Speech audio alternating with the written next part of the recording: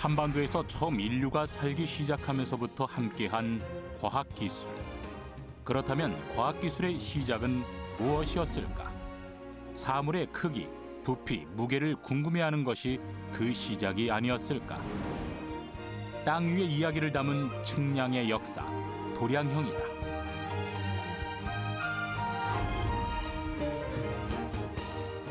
사물의 근본을 이해하기 위한 첫걸음, 길이, 부피, 무게를 재는 단위, 바로 도량형이다.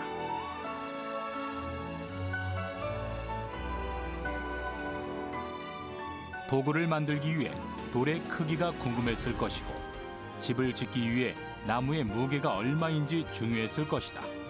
농사를 짓기 위해 비의 양을 측정하고 싶었을 것이다. 도량형은 전통 과학의 근본인 것이다.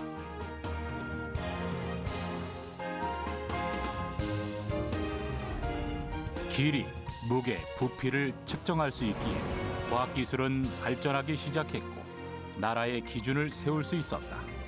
음악부터 세금, 그리고 법까지 도량형은 국가의 바탕이 됐다. 세상을 움직이는 힘, 도량형에 대해 알아보자.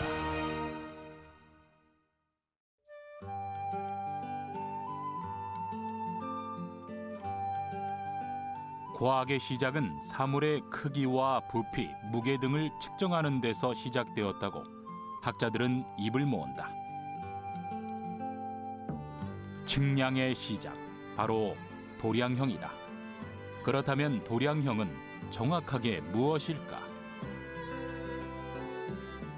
한자어로서 도는 길이를 나타내는 자, 량은 부피를 나타내는 되나 말을 말하며, 형은 무게를 나타내는 저울을 말합니다. 이런 기구들을 총칭해서 도량형기라고 하는데, 오늘날에는 도량형 하면 재는 것들, 측정하는 모든 기구들을 총칭해서 말할 수 있겠습니다.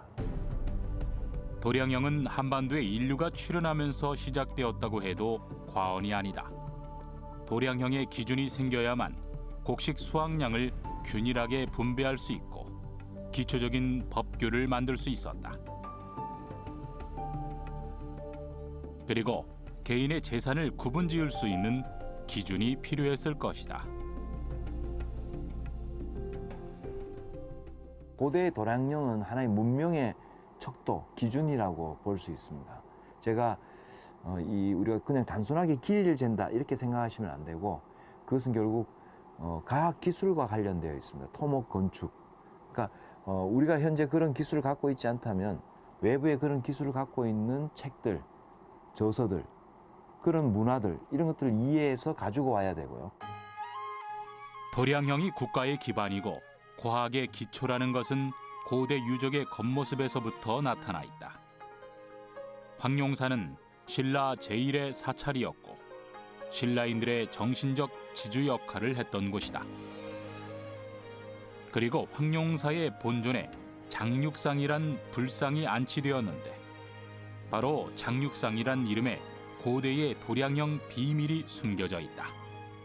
장육상이라는 것은 그 황룡사를 이제 창건을 하면서 그 본존에 안치했던 불상을 말하고 있습니다. 그래서 우리가 이제 장이라는 것은 길이의 단위인데 그 십척을 말하는 것입니다. 십척을 말하는데, 그렇다면은 이제 장육 하면은 일장육척이 되어지는 것이죠.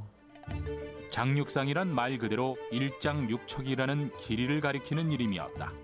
당시 한 장은 한 척의 10배를 가리키는 단위였다. 그렇다면 한 척의 길이는 얼마나 될까? 또 다른 신라의 불상에서 그 실마리를 발견했다. 단석산 신선사 마의 불상건으로 돌에 새겨진 부조불상이다. 그리고 불상의 높이를 3장이라고 기록한 명문 바위가 있다. 제가 한 2년 전에 그 3D로 한번 측정을 했었는데, 전체적인 높이가 그 6m 한 62cm 정도였습니다. 정확하게. 이걸 가지고 이제 1척을 곱하면은 한 22.7cm 정도 이와 같은 길이를 가지게 되는 것이죠. 이제 그렇다면은 이 당시에 삼국시대 같은 경우에는 좀 한 척을 우리가 사용을 했다. 불상을 제작하거나 사찰을 축조할 때는 도량형이 필요했다. 일정한 수치를 재는 도구나 단위가 없다며 사실 건축과 토목 그리고 불상을 만드는 것조차 불가능한 것이다. 한반도에 고대 국가는 형성될 수 없었던 것이다. 도량형이 존재했기에 우리가 알고 있는 고구려, 신라, 백제가 건설되고 역사를 쓸 수 있었던 것이다.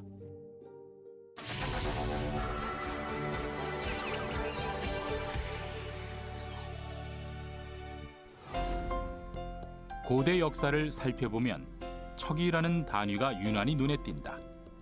고대의 단위 척의 이해는 전통 과학기술의 실마리일지도 모른다. 그렇다면 척이란 정확히 무엇이며 우리 역사에 왜 잦은 출현을 하는지 그리고 고대 과학기술에 미친 영향은 무엇일까? 기본적으로 이제 도량형의 가장 기준이다라고 이야기를 할 수가 있습니다. 왜 이제 이 척을 도량형의 기준이다라고 말씀을 드리냐 하면은 이 척을 가지고 길이를 재고 그다음 척을 가지고 또 뭡니까? 부피를 재는 양기, 대라든지 말의 어떤 크기들을 만들게 되는 겁니다. 척은 우리가 알고 있는 길이를 잴 수 있는 자로 대변되는 말이다.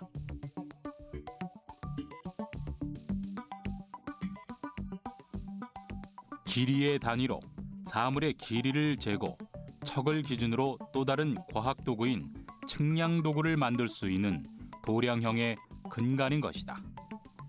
척이란 단위는 어떤 근거에서 시작된 것일까? 척 같은 경우에는 그 사람의 어떤 한 뼘을 가지고 이제 기준으로 했었고, 그다음에 이제 부피를 재는 경우에도 이 사람의 두 손을 가지고 퍼올리는 이와 같은 식으로 해서 아마 계량을 하지 않았느냐. 그것은 나중에 이제 중국 고대 같은 경우에는 이 황종을 기준으로 해서 이와 같은 계량 단위를 만들어서 그 기준으로 해서 역사적으로 계량의 단위가 이제 점차 변화가 되어졌다라고 우리가 이야기를 할 수가 있겠습니다. 척은 사람의 한 뼘이다. 한 뼘은 엄지손가락과 검지를 벌린 길이를 나타낸다. 이것은 중국 문헌에서도 찾을 수 있는데 공자가어 왕언해를 살펴보면 손가락으로 척을 잰다는 기록이 있다. 척은 사회가 발전할수록 그 길이가 늘어났다.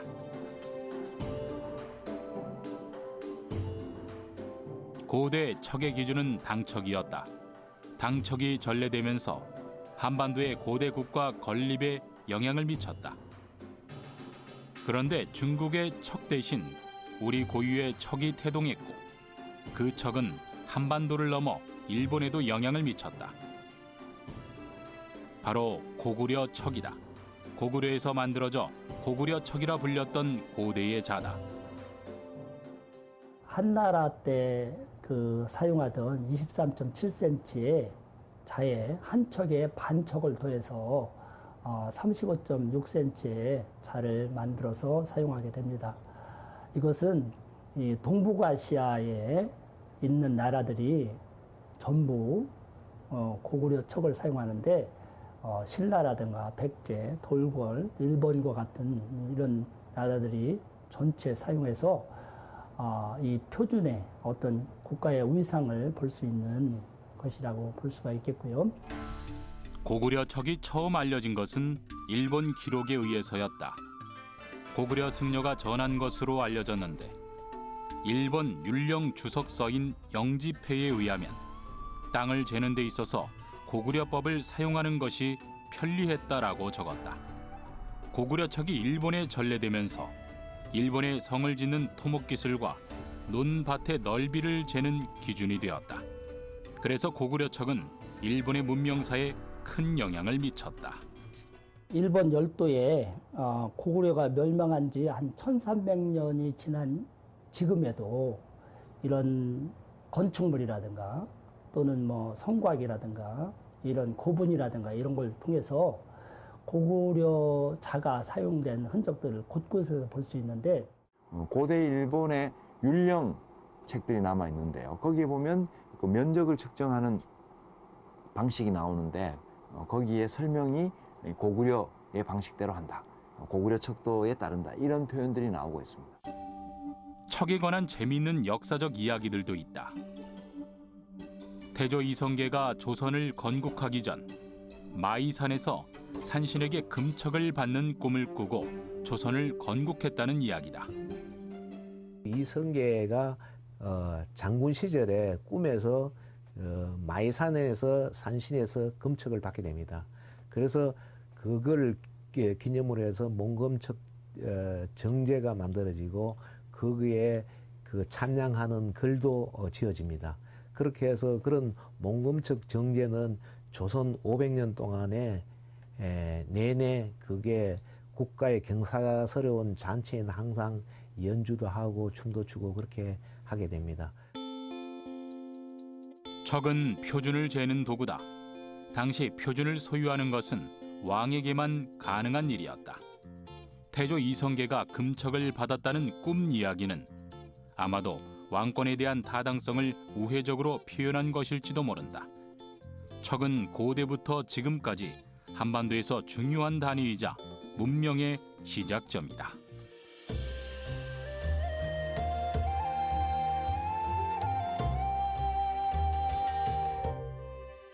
국립청주박물관에는 특별한 도량형 도구가 전시되어 있다. 잔 모양을 한 그릇인데 얼핏 보면 음식을 담았던 것 같기도 하고 차를 마셨던 찻잔 같기도 한 이 유물. 이름은 손잡이 잔이다. 과연 어디에 사용되었던 것일까? 백제의 대표적인 토기 가운데 컵 또는 큰 바리 형태의 그 손잡이가 달린 토기를 파베라 부릅니다. 손잡이는 한쪽 또는 양쪽에 달리기도 하는데요. 그 꼭지 모양이라든지 둥근 고리 모양, 그 형태가 다양합니다. 특히 청주 신봉동 유적에서처럼 말머리 장식에 손잡이가 달리기도 합니다. 파베는 백제의 출토 유물 중 하나다. 타원형 형태로 내용물을 붓거나 옮길 수 있다. 그리고 자세히 살펴보면 일정한 간격으로 표시된 눈금을 발견할 수 있다. 그렇다면 파베에 담을 수 있는 양은 얼마나 될까? 지금 현재 단위로 부피를 이제 환산해 봤을 때 대략 2리터에서 4.9리터까지 용기가 그 용량을 담을 수 있었던 이제 크기로 알려져 있는데요. 당시에 그 부피를 알 수 있었던 그런 토기로 볼 수가 있습니다. 파베가 발견된 곳은 청주 신봉동 고분군 유적이다. 이 유적지는 백제의 군사시설이다.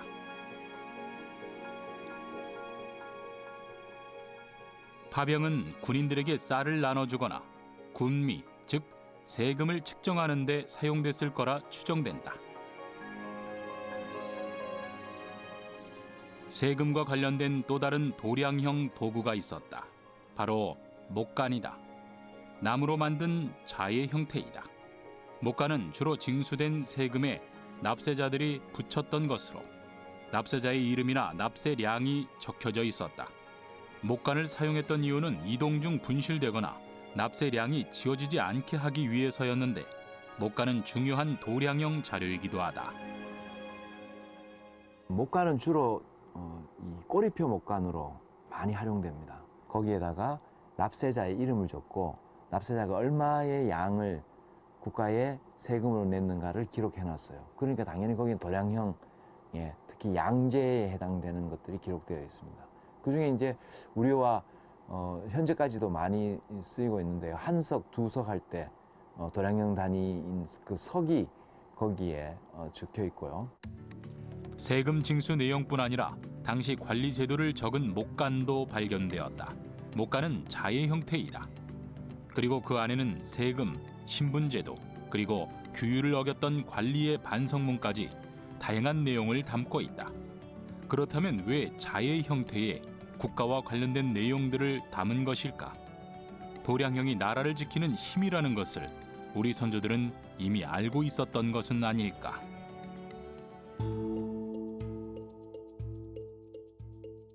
조선의 기틀을 잡은 왕 세종. 그의 업적은 현대에 이르러서도 계속 연구되고 있는데 그는 조선 최고의 행정가이자 언어학자 그리고 과학자였다.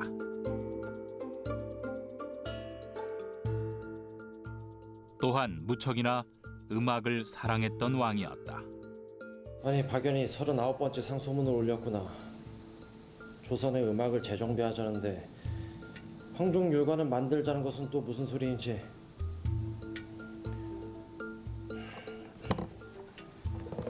여봐라, 박연을 들라하라.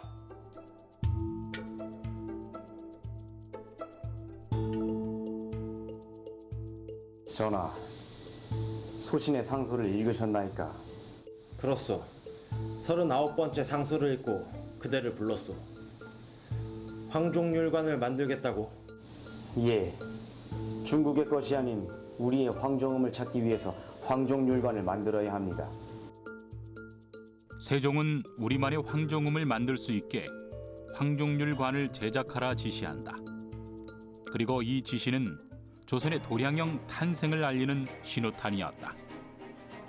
황종음이란 다른 음들의 기준이 되는 기본음이다. 황종음을 만들어야 악기나 악보를 만들 수 있는 것이다. 황종음은 천자의 음이라 하여 중국에서만 만들 수 있는 음이라 생각했다. 그런데 이 황종음을 조선에서 만들 수 있게 됐다.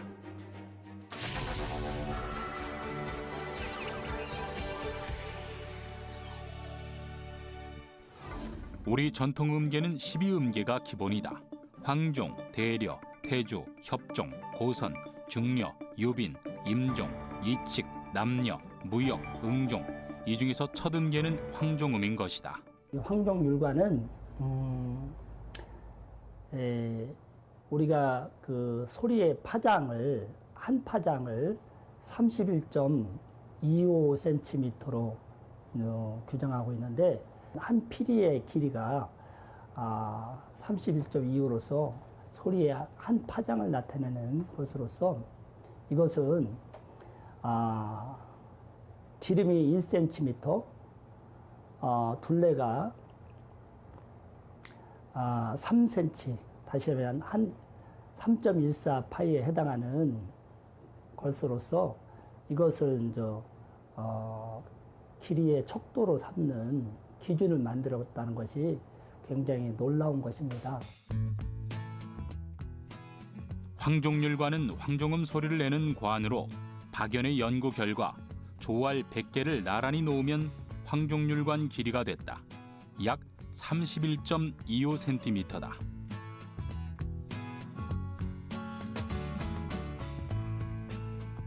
이것이 황종척으로 또 다른 이름 한척이다.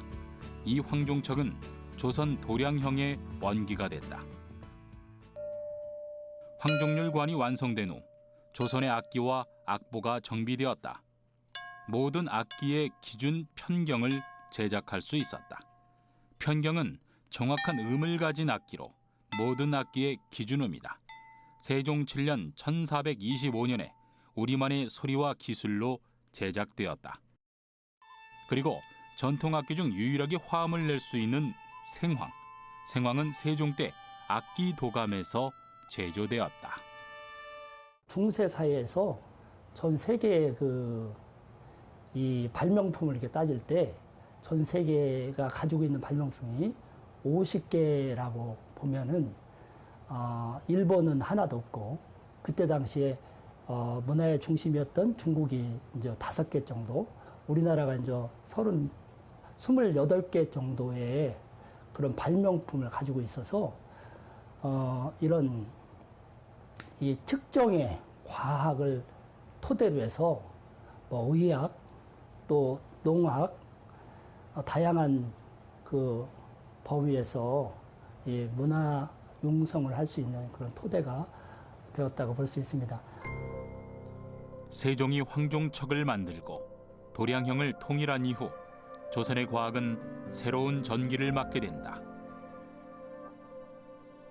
특히나 자연을 관찰할 수 있는 기준이 마련된 것이다.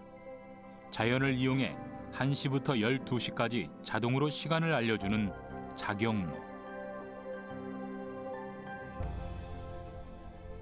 세종이 발명해 전국적으로 설치되어 강우량을 측정한 추구기. 도량형을 이용한 기상 관측 장치다.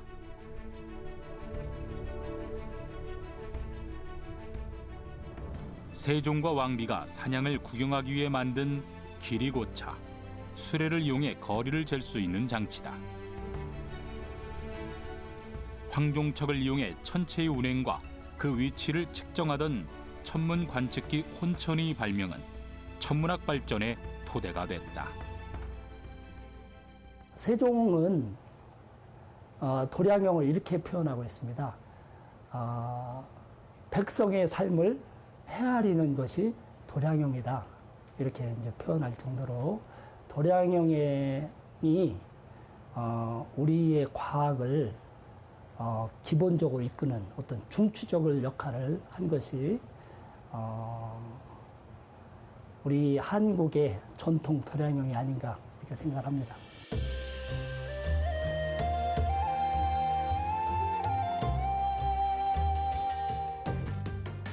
세종 이후 도량형이 통일되면서 도량형은 전방위적으로 조선을 이끌었다. 특히 암행어사는 아주 특별한 도량형 측정 도구를 지니고 다녀야 했다. 그 도구는 암행어사의 주요 업무에 반드시 사용되었다. 조선시대 암행 관찰을 위해 그 임금이 암행어사 파견 시에 그 3종의 그 물품을 지급했는데요. 그 장거리 이동에 필요한 말을 탈 수 있는 그 권한이 있는 그 마패와 그 암행어사의 그 직무 규정인 그 사목, 그리고 민생을 살피는 그 애민세상의 바탕을 둔 그 유적을 지급했습니다. 암행어사의 필수품 유척은 노수로 된 자였다. 암행어사가 노수로 된 자를 가지고 다닌 이유가 무엇일까? 길이가 그리 길지도 짧지도 않은 이 노자로 암행어사는 무엇을 한 것일까? 사실 노수로 만든 유척의 쓰임과 이름은 다양하다. 황종척 악기 제조와 음율을 맞추는 표준척, 목공과 건축에 사용했던 척도 영조척, 의복을 만드는 포목의 매매와 제단을 위해서 사용되었던 포백척, 종묘나 문묘 등 각종 예기를 제작하는 데 사용한 척도 조래기척, 도로 토지를 재거나 기구를 측정하는 데 사용한 척도 주척이 있었다. 사각 유척은 굉장히 중요한 것이죠. 왜냐하면 일상생활의 기본적인 어떤 단위로서 그 눈곱이라도 속일 수 있다든가 뭐 이런 것들이 있을 수 있었기 때문에 이 기본되는 자를 만들어서 그 암행어사라든가 이런 사람들이 이제 지니고 다니면서 이제 그 속이고 하는 것들을 적발할 수 있는 그런 기준이 됐던 것이 있었던 것이죠. 1793년 정조 17년 파주에는 2일과 7일의 규모가 큰 5일장이 섰다. 각 지역의 상인들이 모였는데 당시 관아에서 장세를 무리하게 걷어들였다. 그래서 상인들의 원성이 자자했다. 억울합니다. 억울해요. 뭐가 억울하느냐? 장사를 했으면 장세를 내는 것이 당연한 것을. 국밥 얼마나 팔았다고 쌀을 이만큼 가져가시면 저는 어찌해요. 오늘 국밥 편만큼 드린 거니 더 이상은 없소이다. 이것이 뚫린 입이라고 어디서 무엄하다! 어? 이 사람 그리고 장세는 그 임금님께 가는 중요한 재원이야. 어? 그 내 사리사욕 채우자고 그러는 게 아니란 말이야. 장세는 시장에서 상인들에게 받는 세금으로 한양 중앙조직으로 넘어갔지만 그 전에 지방관리들이 세금을 더 걷어들여 일부를 빼돌렸다. 암행어사 출두요! 암행어사 홍나규가 장세에 관한 비리를 조사 중이었다. 그는 마침 비리의 현장을 급습하고 상인들의 고충을 들을 수 있었다. 내가 밖에서 듣자 하니 장세가 무엇이냐?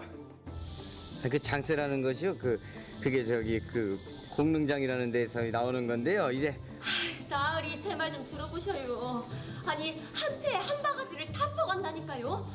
태는 그렇다 쳐도 몇 안 되는 꽃까지 일일이 하나하나씩 타재서 타가지 간다고요. 아니 주모가 내는 장세가 그렇게도 많느냐? 네. 장사채들은 하루에 20그릇 팔아서 남는 게 없어요. 도대체 장세의 기준이 어떻게 된단 말이오? 암행어사 홍낙윤은 가지고 있던 유척으로 장세를 담는 그릇의 크기를 재고 장세의 양이 맞는지 확인했다. 예를 들어서 말의 크기를 정량보다 조금 더 크게 만들어서 그 더 많이 받은 쇠곡을 빼돌리고 또 옷감의 크기를 잴 때에 그 실제 크기보다 더 크게 자를 만들어서 포백척을 만들어서 그것을 정량만 실제 크기만 고가에 반납함으로써 그 이익을 챙기는 것이 사실은 이 비리를 저지른 겁니다. 결국 유척은 비리를 감시하고 백성들의 고충을 해결하는 척도가 된 것이다. 또한 형구의 크기도 유척으로 재어서 과도한 처벌을 막고 함부로 권력을 휘두르지 못하게 한 것이다. 도량형은 백성을 구하고 나라의 기강을 지켜내고 있었다. 그리고 왕의 권력과 위엄에 도전하지 못하도록 정치적 도구로도 사용되고 있었던 것이다. 작은 유척은 조선에서 큰 힘을 발휘하는 무서운 정치적 도구이자 민심을 헤아리는 잣대였다. 조선에서는 도량형 도구 중 길이뿐 아니라 부피를 재는 측정 도구도 발달했다. 부피는 입체가 점유하는 공간 부분의 크기로 수학적 지식과 과학기술이 결부된 어려운 개념이다. 우리 선조들은 육면체로 상자를 만들어 부피를 구했다. 그리고 부피에 해당하는 단위도 세분화되어 있었다.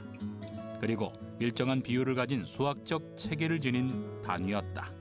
부피를 재는 그 전통 도구가 있는데요. 그 호비라고라는 것이 있습니다. 그건 이제 주로 그 조나 깨 등의 조그마한 그 개체 곡물을 개측하는 데 사용했고요.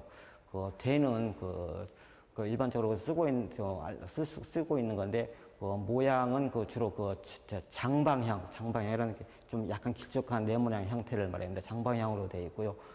말이라는 것이 또 있는데요.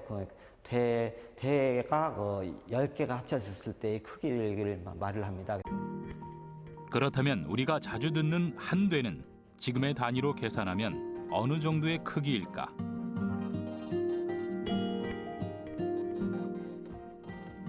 우선 호배의 양을 알아야 할 것이다. 현재로 따지면은 180.3 ml의 크기를 얘기합니다. 대는 지금 1.803 리터를 얘기하는 건데요. 현재 보통 보면은 우리가 그 페트병에서 음료수 같은 먹을 때 그 페트병은 보통 1.8리터가 가는데 요 1.8리터가 이 대에서 유래가 됐다라고 할 수가 있겠습니다. 한 홉은 약 180.39ml이다. 그리고 그의 10배인 열홉이 약 1.8리터, 한 되가 되는 것이다. 되는 대략 1.8리터 정도 되는데 홉이 10개가 모인 숫자다. 부피를 재는 원기는 역시 황종률관이다. 부피는 황종률관에 들어가는 조 1200개를 일량으로 하고 10배를 1홉, 100배를 한 대, 또 1000배를 한두 한 마리라 불렀다.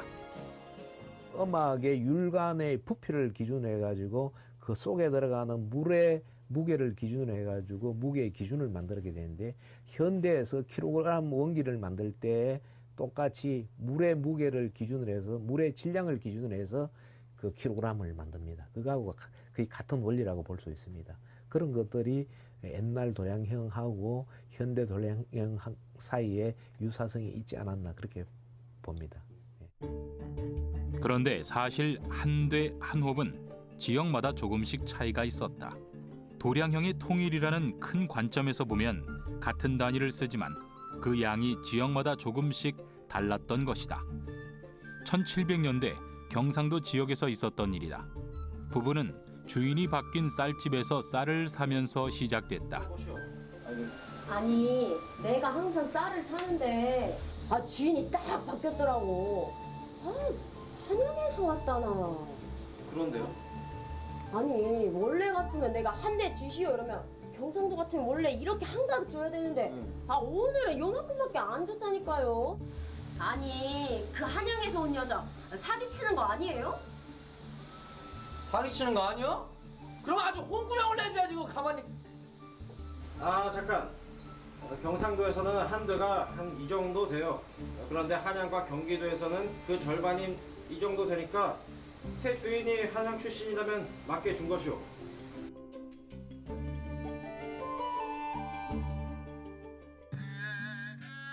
조선에서 시장이 발달하면서 저울은 중요한 역할을 했다. 상인뿐 아니라 소비자에게도 정확한 무게는 돈과 직결된 문제였기 때문이다. 그러나 크기가 크거나 무게가 많이 나가는 것은 측정하기 힘들었다. 그래서 우리 선조들은 재미있는 무게 측정법을 만들어내기도 했다. 옛날 조선시대에 소, 말, 돼지 등을 가축의 크기를 잴 때 이 자를 사용했는데요. 이름 그대로 소 머리 크기를 쟀던 자입니다. 그 이유는 이제 지금처럼 저울이 없던 시절에는 소 머리 크기를 재서 그 크기로 가격을 흥정했을 때 사용했던 자입니다. 소머리 자는 크기를 측정하는 것이지만 지금의 관점을 보면 가축의 무게를 비율로 계산한 것이다. 조선시대 저울을 살펴보면 수평으로 무게를 비교하는 대칭 저울이 대다수를 이룬다. 기준을 만들어 그것보다 무겁거나 가벼운 것으로 측정한 것이다. 물론 당시에는 무게의 시작점인 0이나 1, 2, 3 등 우리가 알고 있는 숫자의 개념이 달랐기 때문에 기준을 두고 무게를 비교하는 것이 가장 정확한 무게 측정 방법이었을 것이다. 조선시대의 저울의 특징은 계측 기구의 기준치를 수평이 되게 하여 이때 나타난 측정값을 사용했는데 종류로는 대저울과 천칭이 있었습니다. 대저울은 눈금을 매기고 물체의 무게에 따라서 추를 이동시켜서 평형을 이루었을 때 무게를 알아내는 저울로, 조선시대 무게를 재는 저울의 종류는 무게를 재는 사물에 따라 이름을 달리했다. 소칭은 금은 같은 작은 것들을 재는 저울, 중칭은 곡식이나 채소 등 생활용품을 재는 저울이었다. 대칭은 쌀가마, 보리, 돼지 등 무거운 물건을 측정하는 데 사용했다. 천칭은 지렛대 양쪽에 똑같은 크기 저울판을 달고, 그리고 한쪽은 계측할 물건을 달고 한쪽은 추를 놓아서 평형을 이루었을 때 분동의 무게로 계측하는 저울이며 일명 맞저울이라고도 합니다. 조선시대 논밭을 측량하는 것은 조세를 거두는 중요한 기초였다. 그런데 논밭을 측정하는 것은 단순히 땅의 넓이만 구하는 것이 아니었다. 조세가 백성에게 가혹하지 않도록 장부에 기록할 때 그 땅의 수확량까지 기록해 땅을 측정했다. 소출과 관련되는 것입니다. 이 땅에는 얼마의 식량을 얻을 수 있다.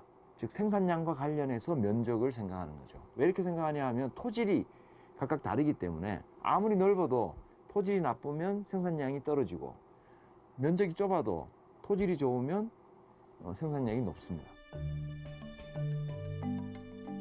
결부제는 곡식 수확량과 전체 면적 및 조세 수치를 연결해 파악하는 단위다. 발걸음을 기준으로 6척을 함보로 했다.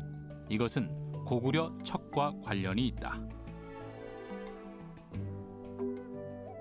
결국 고구려축 문화와 관련되어 있기 때문에 애초에 고구려에서 그런 생산량을 기준으로 한 면적의 개념들이 만들어지고, 그것을 고구려축을 받아들였던 신라, 고대 일본의 이런 결부제 문화가 이어져 내려갔다고 생각됩니다. 이것은 이후에 신라에서 완성된 다음 고려, 조선으로도 계속 이어지고 있습니다.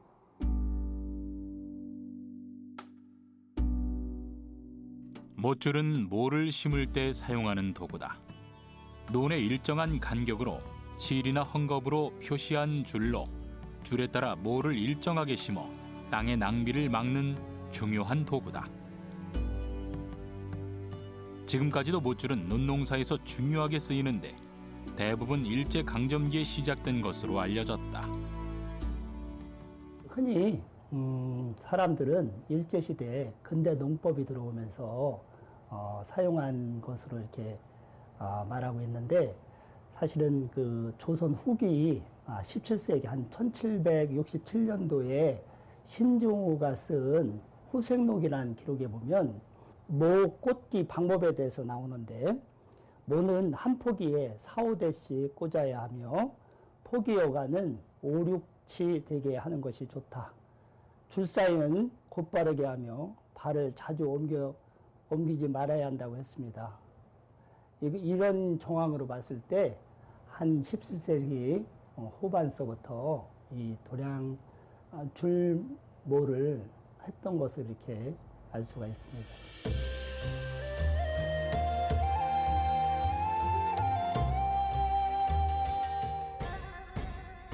조선의 이름을 버리고 대한제국을 선택한 고종은 새로운 도량형의 필요성을 느꼈다. 그래서 만든 행정기구 평시관. 평시관은 근대화된 도량형 기관으로 지금으로 얘기하면 행정부 소속이었다. 임진왜란과 근대화의 물결에서 전통 도량형은 해이해졌다. 그래서 국내부 산하관청으로 평시관을 만들며 서양의 도량형을 받아들이고자 했다. 그래서 1905년 도량형법을 제정했고 그 법이 미돌법이며 대한제국 법률 제1호로 공포되었다. 우리 전통 도량형을 살펴보면 마지기는 논밭의 넓이를 나타내는 단위며 꾸러미는 달걀 10개를 묶어 세는 단위다. 그리고 척은 길이를 재는 단위, 배를 세는 단위다. 대한제국 법률 제1호 도량형법이 채 퍼지기도 전에 일제가 우리 땅을 침략했다. 그리고 일제가 제일 먼저 한 것도 도량형의 통일이었다. 바로 서양의 미터법으로 조선의 도량형을 바꾼 것이다. 1909년도에 어떤 도량형 계획이 쭉 이루어지다가 또 일제강점기에 와서 완전하게 한번 도량형의 어떤 변혁이 이루어지게 되는데, 이제 그것이 뭐냐면은 1926년도에 조선 도량형령인 겁니다. 그래서 어찌 보면은 도량형을 통해서 식민 지배의 효율성을 담보하겠다라는 식으로 해서 우리의 도량형령이 완전히 이제 일본처럼 또 이제 미터법으로 사용이 되어지게 되는 겁니다. 결국 도량형은 나라를 바꾸기 위한 침탈 도구가 된 것이다. 그러나 고대부터 우리 도량형을 가졌던 우리 민족은 쉽게 변하지 않았다. 일제히 저항감도 컸지만 수만 년을 거쳐온 도량형이기에 그 변화는 더욱더 더딜 수밖에 없었다. 그래서 일제는 미터법에 관한 교육을 더욱더 강화했다. 실제 이제 민간에서는 뭡니까? 그런 부분들이 잘 이루어지지 않겠죠. 항상 모든 것이 제도는 이루어졌지만 민간에서는 기존의 어떤 전통적으로 사용되어지던 관행들이 쭉 사용이 되어지게 되는데, 도량형도 마찬가지다라고 이야기를 할 수가 있는 겁니다. 일제는 세계 전쟁을 일으키기 위한 군사 식량 확보가 시급한 상황이었다. 그래서 일제는 개인 땅을 마음대로 국유화하기 시작했다. 그런데 여기서 도량형의 문제가 발생하기 시작했다. 1930년 경기도 이천에서 있었던 일이다. 이 땅 몇 마직이나 돼요? 아니 이 손바닥만한 땅을 무슨 국유화나 한다고. 100평이고 200평이고 아무튼간 딱 절반만 100평만 저 국유화할 거니까 그렇게 알고 있어. 아니 200이고 100이고 난 모르겠고, 이 땅은 건들지 마세요. 김상만 안 했어? 아니 뭘요? 아니 여기 이거 국유화 한다고 말이야. 그리고 그거 미터고 평방미터고 그거 얘기 안 했으니까 모르는 거 아니야 지금. 일을 똑바로 해야지. 이거 말이 안 통하잖아 지금. 일제는 우리 땅에 미터법을 알렸지만 결국 정착시키지는 못했다. 대한민국은 지금 도량형 확대를 위한 연구가 활발하다. 길이와 무게 그리고 부피를 측정하는 데에 대한 한계를 하나씩 뛰어넘고 있다. 우리가 일상에서 사용하는 줄자는 그 길이가 제한적이다. 그리고 줄자는 잘 구부러져 거리가 길어질수록 길이를 재는 데 오차가 많다. 이것은 줄자를 측정하는 장치다. 줄자의 오차를 줄이고 측정할 수 있는 거리를 늘리는 데 중요한 도구다.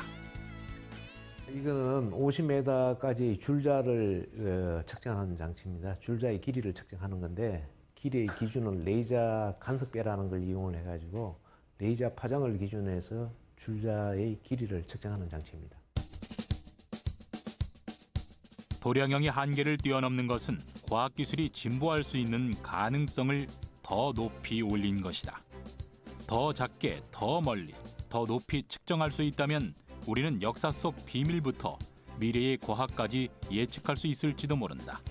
도량형은 과학의 과거, 현재, 미래를 쥔 열쇠인 것은 아닐까. 도량형은 뭔가 하면 측정을 해가지고 그걸 수치로 나타낼 수 있어야 합니다. 수치를 나타낼 수 없으면 그걸 재현을 할 수도 없고 만들 수가 없습니다. 그렇기 때문에 측정이 가장 먼저 선행돼야 되겠죠. 측정이 선행되기 위해서는 기준이 있어야 됩니다. 그 기준을 현대에서는 측정 표준이라고 그러는데 측정 표준을 만들고 나서 측정 기술을 가지고 측정을 하면 그게 수치화가 됩니다. 그 수치화된 데이터가 있어야만이 그걸 만들 수도 있고 복원할 수도 있고 연구를 할 수가 있습니다. 그래서 연구라는 것은 모든 측정으로부터 나옵니다. 그래서 측정은 과학의 어머니다 이렇게 이야기를 하고 있습니다. 도량형으로 무언가를 측정한다는 것은 사물의 겉모습이 아닌 본질을 꿰뚫은 것이다. 형태부터 쓰임새까지 그리고 또 다른 기술과 접목될 수 있는지 아는 것, 그것이 도량형이다. 세상을 움직이는 모든 것들은 도량형 안에 있다. 그래서 도량형은 세상을 바꾸는 힘이 될 수 있는 것이다. 미래에는 또 어떤 도량형이 생길까? 그러면 세상은 또 어떤 모습으로 변화되었을까?